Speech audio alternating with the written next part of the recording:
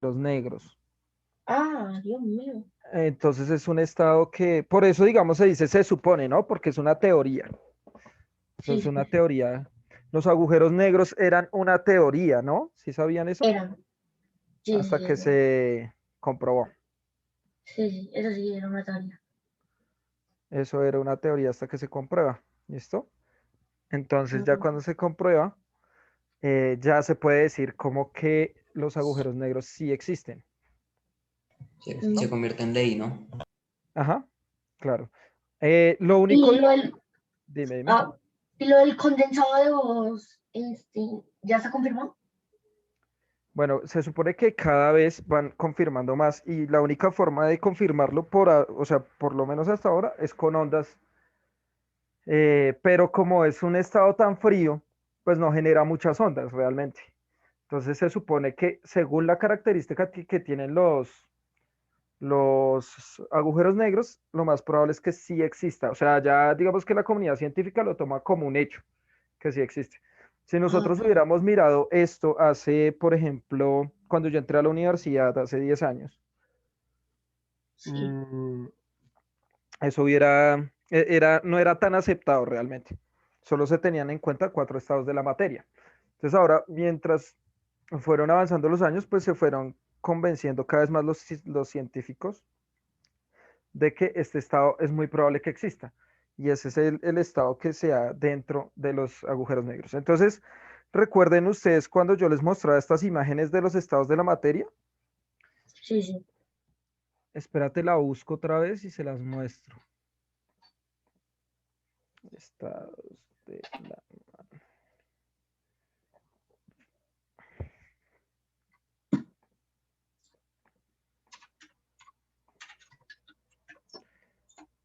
A ver. Ah, se terminaron de conectar los otros amigos. Ya aprendieron a cambiar el nombre. Menos Dairon. Dairon es el único que lo pone adelante, más abeja. Bueno, ya aceptémoslo. Mm, ¿Qué dice acá? Ay, esa es la página, Render Forest. Ah, genial. Me encanta Profe, esa. Dime. una pregunta. ¿Está bien esto que voy a poner sobre el condensado? No sé. Dime. Voy a poner, es un estado de agregación de la materia que está formado principalmente por bosones superenfriados cercanos al cero absoluto. Exacto. Ujú.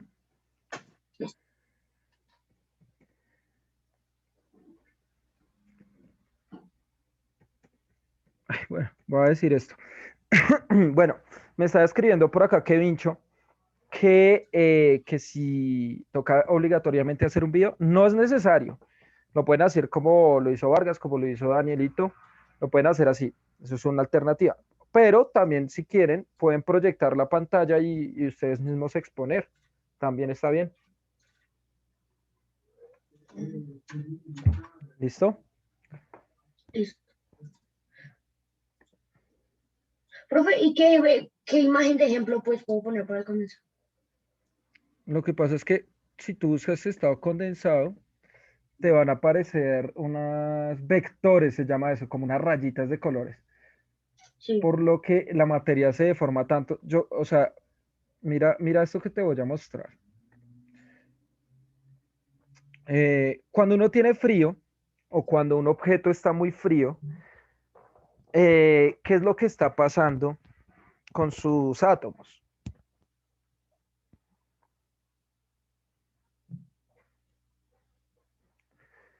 ¿Qué hacen los pingüinos cuando tienen frío?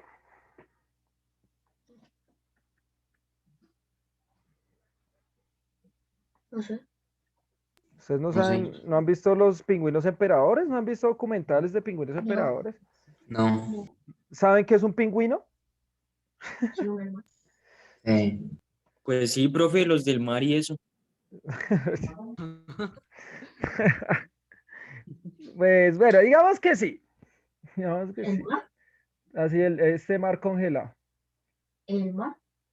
Creo que, profe, creo que ellos tienen como lagunas en los polos, pero que son calientes, o sea, tienen una temperatura alta.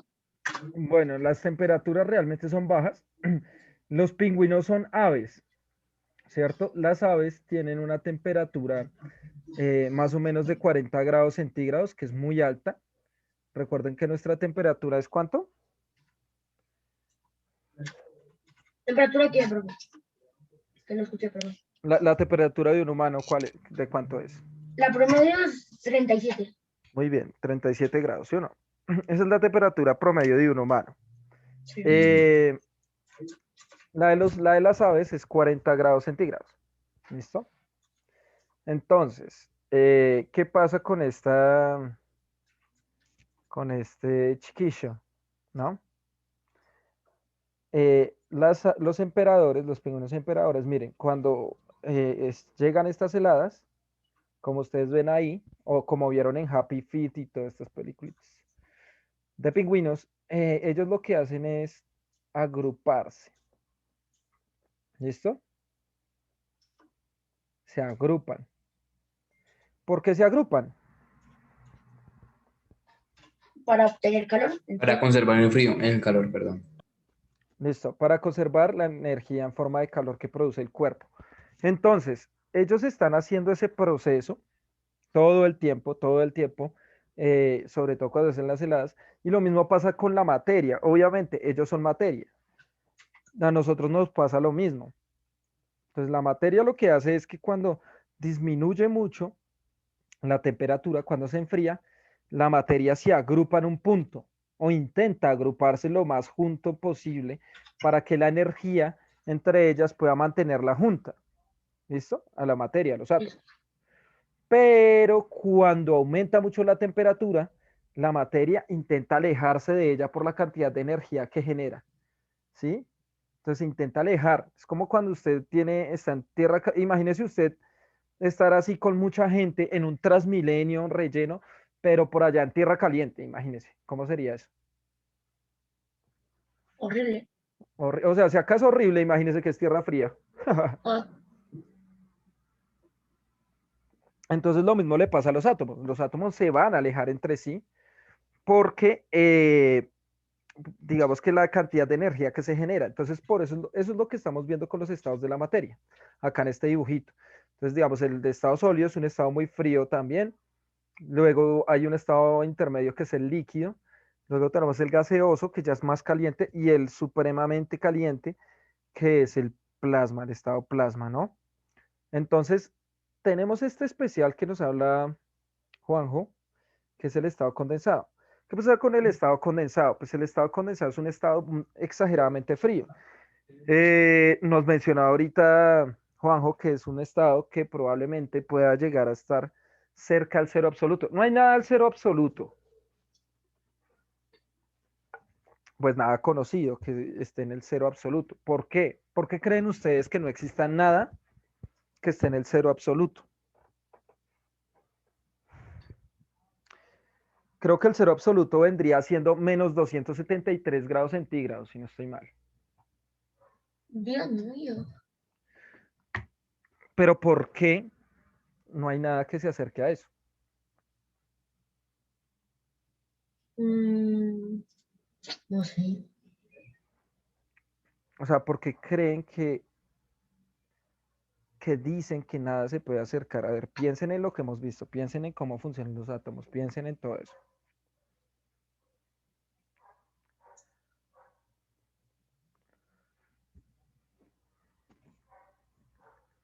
¿No? No, no me ocurre nada. Listo. Lo que pasa es que los átomos están funcionando con electrones, tienen electrones en su interior, ¿cierto? Tienen protones y tienen neutrones. Entonces, a medida que va pasando de un estado a otro, pues lo que está cambiando realmente es la interacción que tienen los electrones entre sí y con su núcleo. Entonces, si nosotros estamos en un estado totalmente frío, quiere decir que los electrones ya no se mueven. Ninguno de ellos se mueve. ¿Listo? Eso quiere decir que ninguno de ellos se mueve. Cosa que es imposible. Los electrones siempre van a estar moviéndose. A veces se mueven más y otras veces menos entre ellos. Entonces, si se llega al cero absoluto, pues quiere decir que no se está produciendo ningún movimiento ni nada. Y eso es imposible, ¿listo? Siempre va a haber un movimiento. Siempre va a haber, así por más mínimo que sea, siempre va a tener un movimiento. Entonces, así haya un mínimo movimiento, pues ese movimiento va a generar energía en forma de calor, ¿listo? Ok. O sea, si nosotros llegamos al cero absoluto, quiere decir que ya no se puede mover nada. ¿Listo? Listo. Perfecto, dirijillo.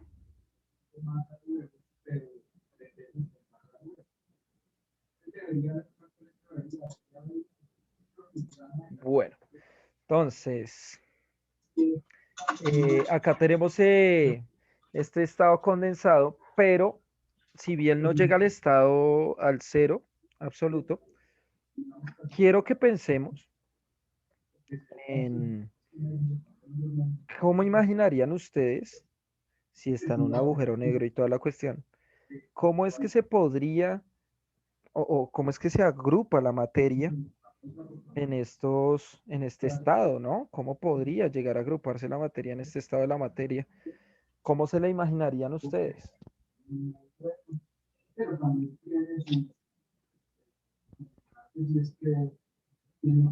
¿Puedes repetirlo, profe? O sea, ¿cómo se imaginan la materia en ese estado condensado? Mm, ¿Cómo una botella de está condensado?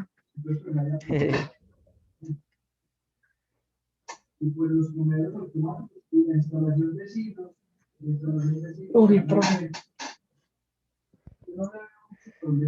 Entonces, miremos. Si nosotros buscamos acá,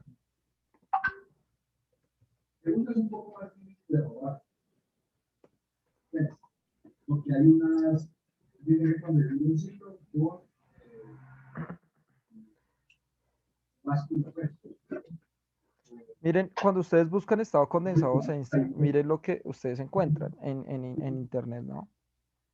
Que es el quinto estado de la materia. Entonces, digamos que esto es digamos, como unas imágenes que se han tomado con sensores de temperatura para lograr corroborar cuál es ese estado. Entonces, miren que ustedes pueden ver, ¿cierto? Bueno, acá nos aparece otro que pues, teóricamente es similar al condensado Bose-Einstein, ¿cierto? Estos dos estados, que los dos son condensados, son dos estados donde se acumula la materia. Cuando se acumula la materia es por el frío. Y entonces se vuelve tan denso que puede atraer objetos gravitatoriamente, ¿sí? Por eso se dice que están dentro de un agujero negro, es decir, se deforma la materia y queda tan reducida a un pequeño punto que se vuelve esto, o sea, se vuelve casi que una partícula, ¿no? Bien reducida, bien chiquitica. Ahora, esto nos puede responder una gran pregunta que se hace todo el mundo, ¿no? ¿Qué puede pasar al interior de un agujero negro?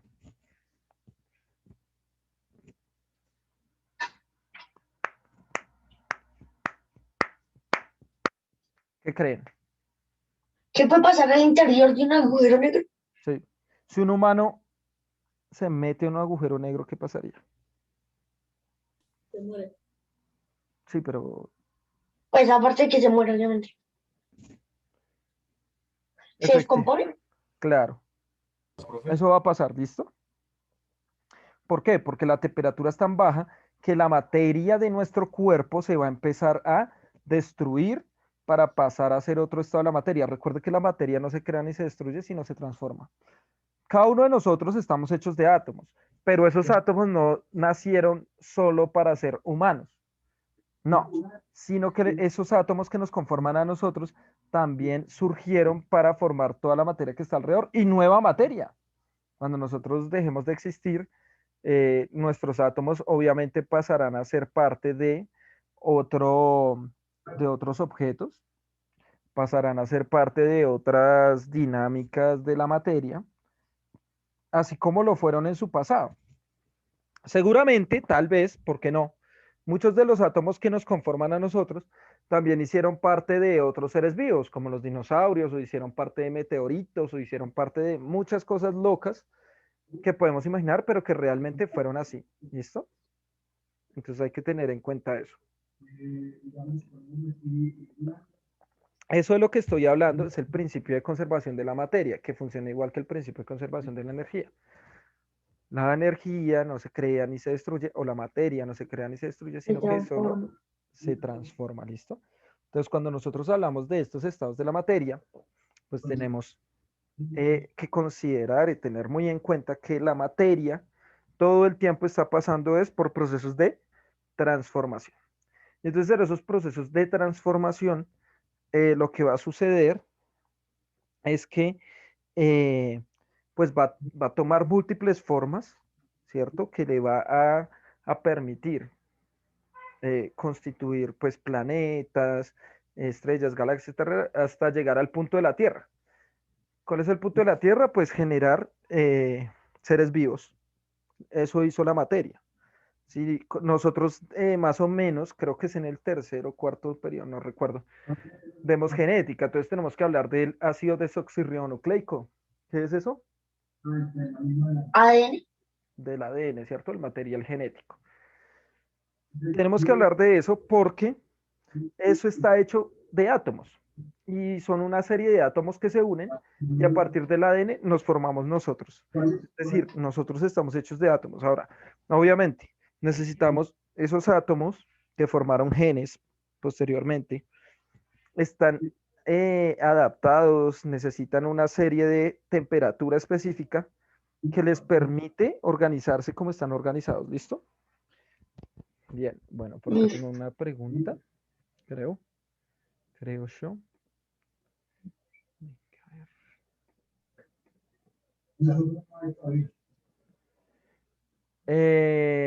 Bueno, acá Kevin me hace una pregunta que tiene que ver con los procesos de transformación de la materia. Recuerden que todo esto que yo estoy diciendo, que cuando la materia se transforma y todo eso, tiene que ver con la temperatura, ¿no? Con la termodinámica. Porque para que los átomos se unan con otros también tienen que tener ciertas condiciones de temperatura. Entonces me hace Kevin esta pregunta. Esperen, tomo un poquito de agua.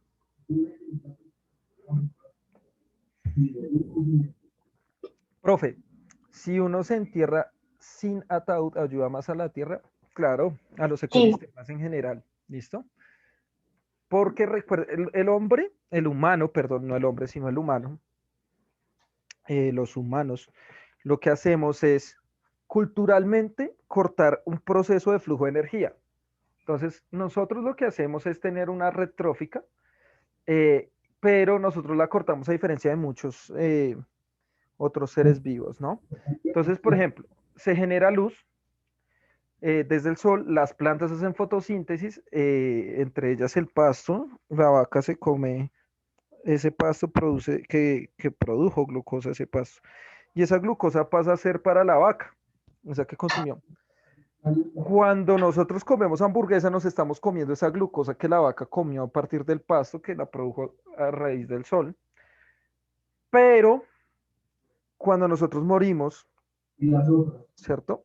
Esa glucosa no puede volver a los microorganismos o a los nutrientes que están en el suelo, sino que se va a quedar gran parte de esa energía ahí encerrada en ese ataúd que no va a poder salir. Ahora, ¿qué pasa?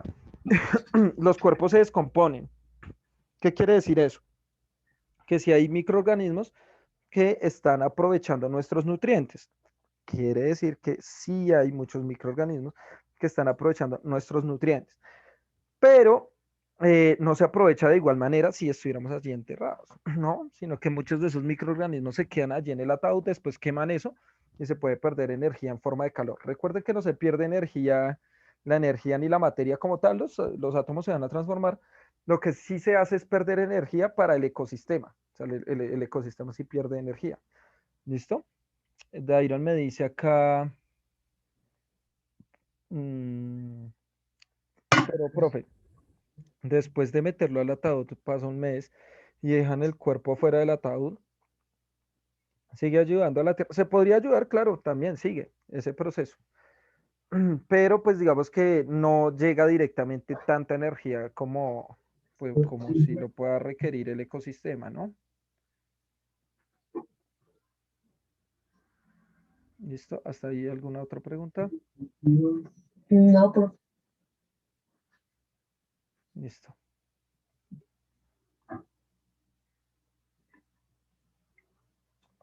Juanjo, ¿vas a exponer?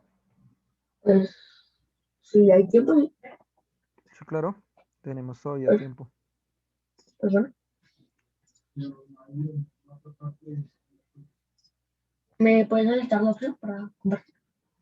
¿O no? Listo, ya. Listo.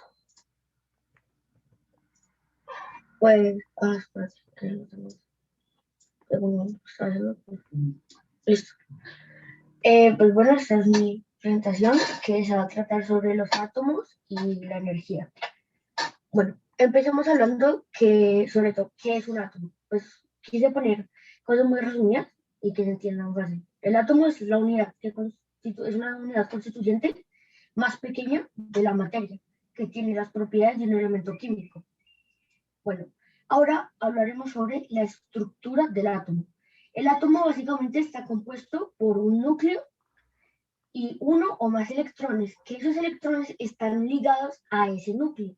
Y el núcleo está hecho de uno o más protones y pues por lo general un número similar de neutrones, los de neutrones, básicamente. Y los protones y neutrones se denominan nucleones. Bueno, pues en la imagen podemos ver que el electrón tiene una carga negativa, el protón una carga positiva y el neutrón una carga neutra. Pues bueno, Mm, vamos con la energía interna. La energía interna será el resultado de la suma de la energía cinética de las moléculas o átomos que constituyen el sistema y de la energía potencial intermolecular o intramolecular de la energía de enlace. Y es toda la energía que pertenece a un sistema mientras está estacionario.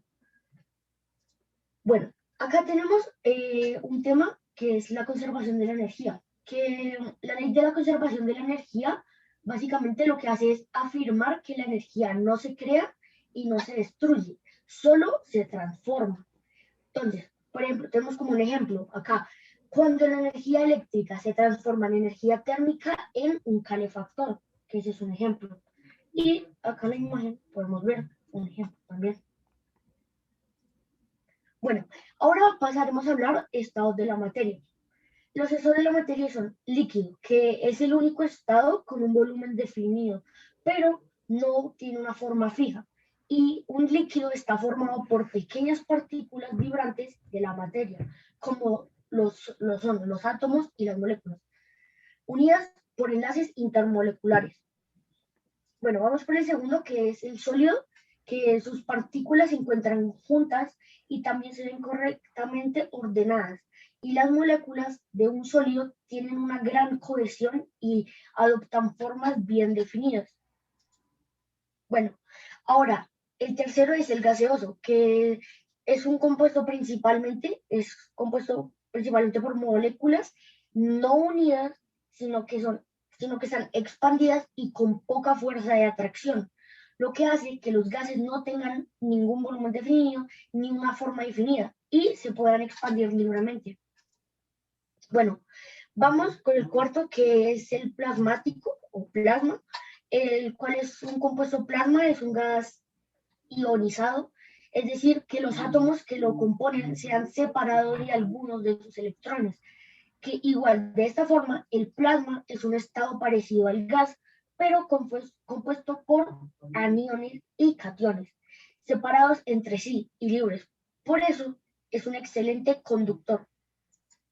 Y por último, el condensado de Bose-Einstein, el cual es un estado de agregación de la materia, el cual está formado por bosones y Einstein cercanos al cero absoluto. Y ya, eso es, profe. Bueno, muy bien. Eh, hay varias cosas muy importantes que mencionar. Juan José, y voy a empezar por un concepto para que lo tengamos en cuenta, ¿listo? Que lo anoten gigantesco. Ese es el concepto de entropía, ¿listo? La entropía se va a definir como la organización o el desorden, como quieran decirlo, que tienen unos átomos, unas partículas, unas moléculas en su interior, ¿listo? Es decir, acá en esta imagen lo podemos ver claramente. Entonces, el estado sólido, ¿cierto? Tiene menor movimiento entre sus partículas, entonces su entropía es menor. Pero las temperaturas altas hacen que se transforme y su entropía se mueva mucho más, es decir, los átomos empiezan a moverse más. Entonces, entre más caos exista, hay mayor ¿qué?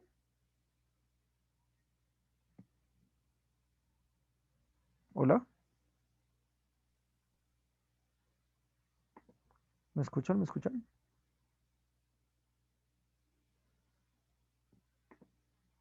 ¿O no me escuchan? ¿Sí me escuchan? ¿No me escuchan? ¿Me confirman, por favor? Sí, sí, sí, porque Ah, ok, ok. No pasa nada, todo bien, tranquilos, muchachos. Entonces, miren esto. Entre mayor desorden hay, ¿cierto? Lo vamos a llamar mayor entropía, o sea, mayor nivel de energía dentro del sistema, dentro de sus átomos. Pero si estamos hablando de un estado frío, ¿listo? La entropía o su nivel de desorden va a ser menor. Eso va a ser muy importante, pero demasiado importante, sobre todo para nosotros los seres vivos. ¿Por qué creen eso? ¿Por qué creen que yo digo eso? Perdón. Porque no sé si ustedes lo crean.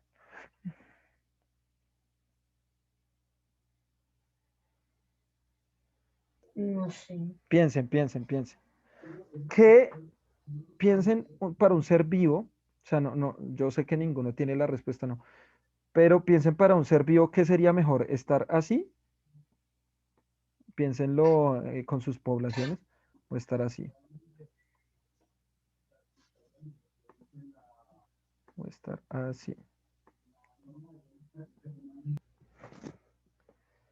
Pues resulta, pasa y acontece que para un ser vivo, pues le sirve mucho más, o para la evolución en sí misma, le sirve mucho más, eh, pues digamos que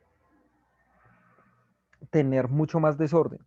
La evolución se da gracias a que hay una gran entropía. Si ustedes recuerdan, o no sé, ¿alguien me podría recordar cómo es esta teoría del origen de la vida en la Tierra?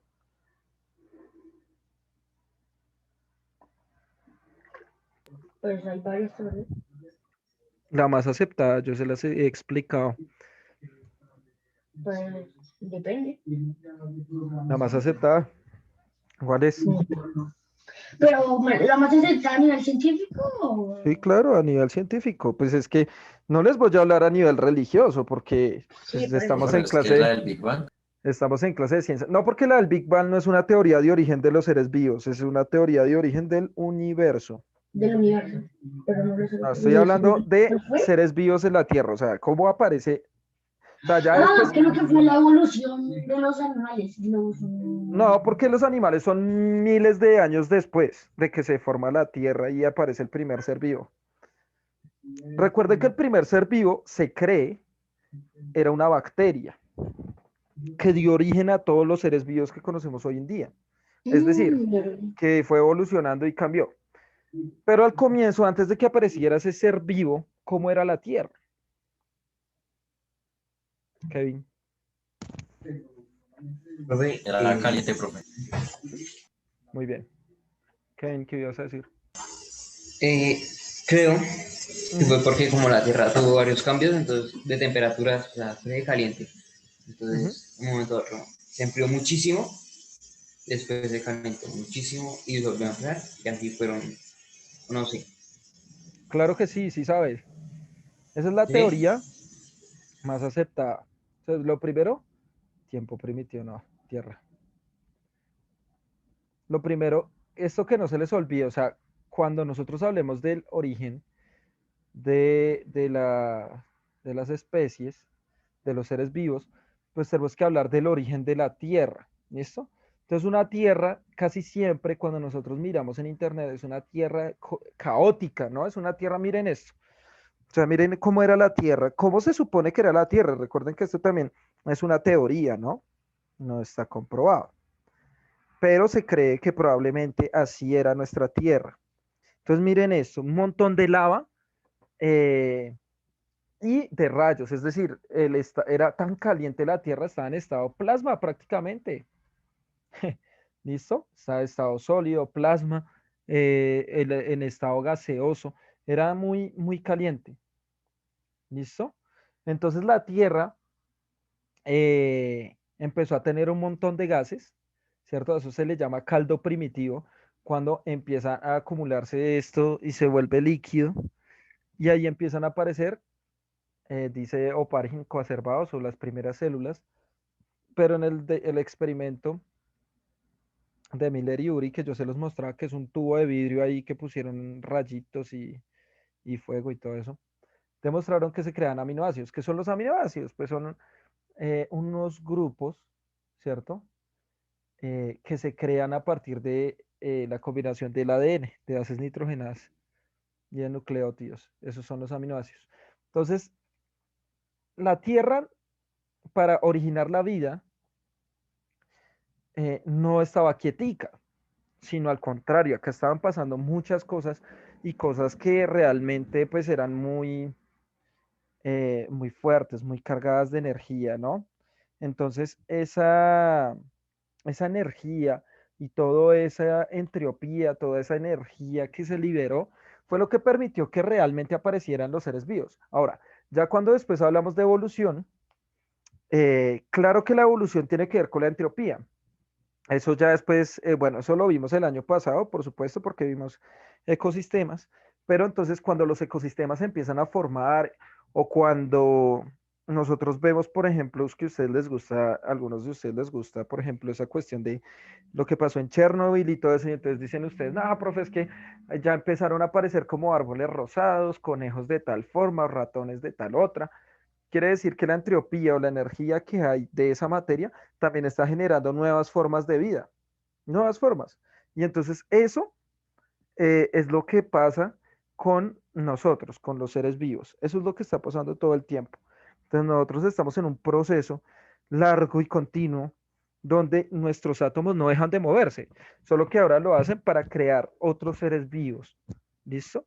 Entonces, la termodinámica, que es lo que estamos viendo ahorita, inicialmente esto de energía interna, no es diferente a hablar de la biología como tal, de la evolución. ¿Mm?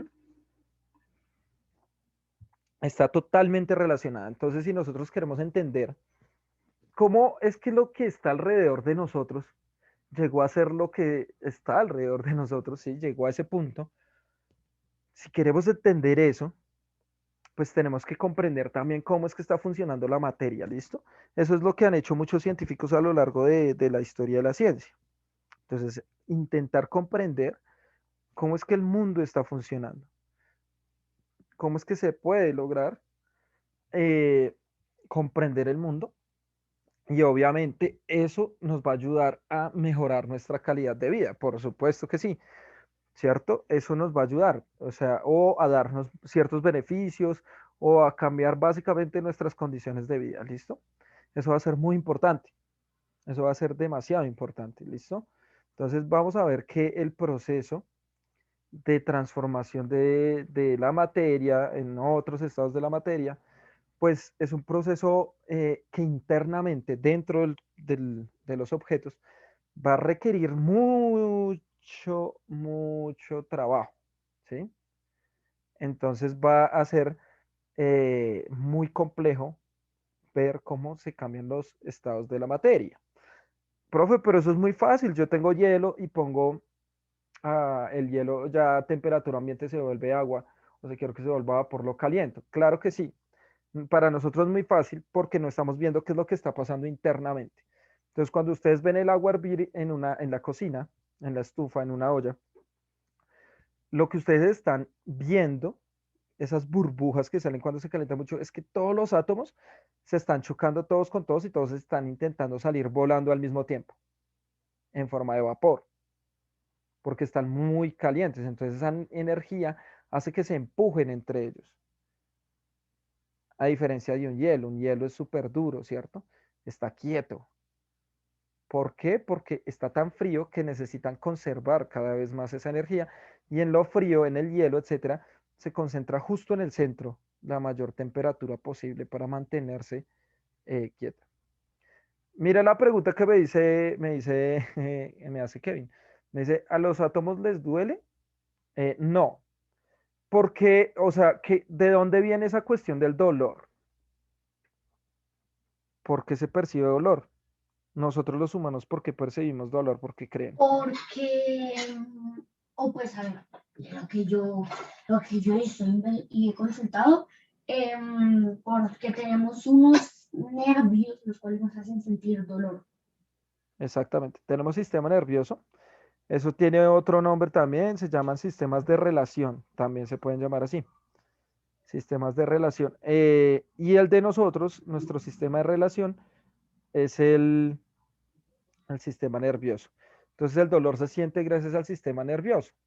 Ahora, eso lo interpreta nuestro cerebro. Eso está hecho por átomos, pero los átomos, digamos que no tienen esa complejidad, sino más bien lo que hacen es conformar la materia y ellos conformaron nuestro sistema nervioso para adaptarnos, ¿sí? Hay otras formas también de que se sienta, entonces no sentirían dolor.